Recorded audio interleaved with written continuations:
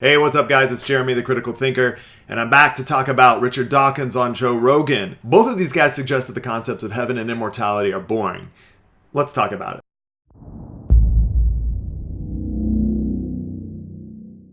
So I want to start off by saying that I love Joe Rogan's podcast, and I really respect and appreciate both Joe Rogan and Richard Dawkins for a variety of reasons. I think overall these are two truth seekers who are genuinely trying to be intellectually honest, and whilst I don't always agree with the conclusions that they come to, overall I do respect the fact that they are promoting things like science and reason and healthy empirical investigation into the nature of reality.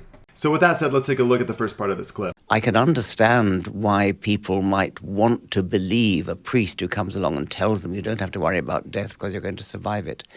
I'm less understanding of people who make up stories to comfort either themselves or other people.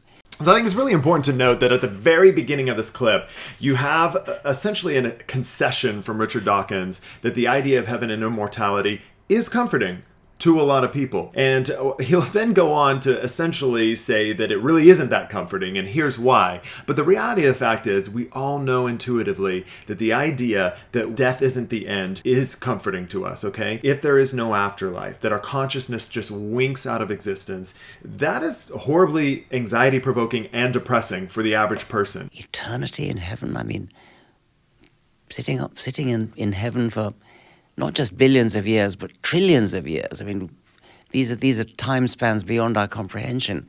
How unbelievably boring it would be. Would it though? I mean, I don't know. I agree with Richard Dawkins on almost nothing, but one thing that's true is that dude is absolutely hilarious and such an effective communicator.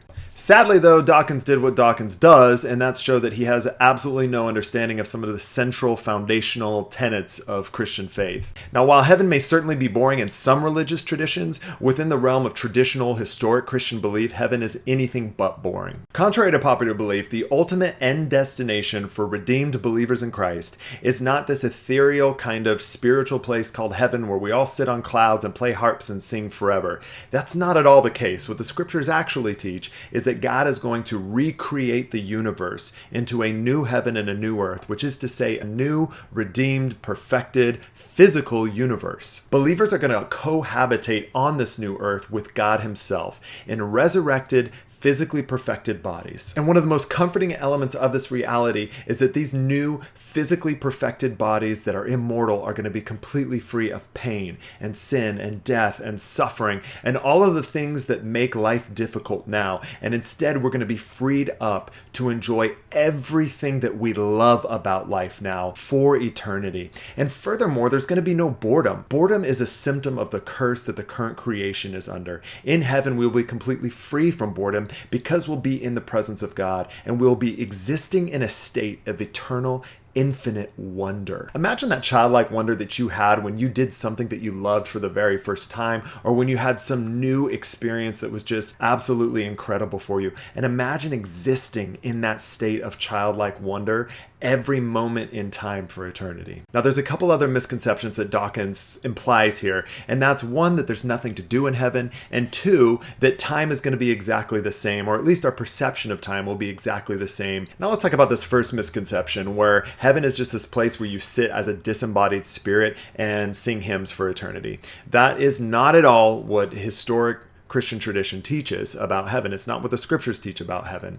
Okay, you are going to have a physical body on a physical new earth. Okay, this is going to be a place where we can engage in all of the activities that we love to do, that we can have endless, deep, meaningful relationships with other human beings for eternity. And there's no time constraints on those relationships. There's no time constraints on those activities. If I want to surf on the beaches of New Oahu on perfect waves every day for 100 years, I can do that. And it's just a drop in the bucket. I can master it, and then I can move on to another activity. Or I can go hang out with my family and spend 100 years just soaking up meaningful, deep relationships with family and friends and people that I didn't get to do that with on this earth in the here and now. And see, that's what's ultimately comforting about this, is that you have all the time in the world to do all of the things that you always wanted to do, to deepen those relationships with the people you wished you could have deepened those relationships with, and ultimately to spend that time in communion with God himself.